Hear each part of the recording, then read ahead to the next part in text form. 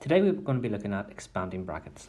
Okay, so expanding brackets whenever you have a term inside the brackets and then another term outside. And all that means that the two things being multiplied together. So what we're going to look at is we're going to look at 5 times x, which is 5x.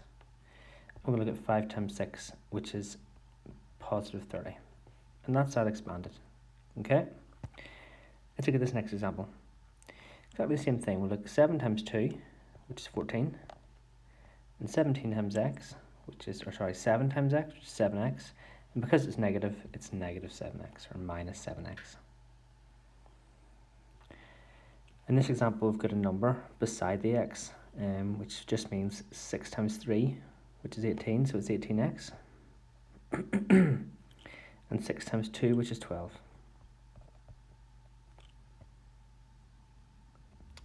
This next example, we've got an x being multiplied by an x squared.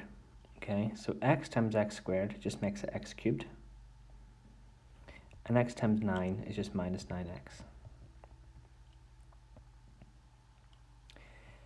And last example, 4a times 5 is 20a.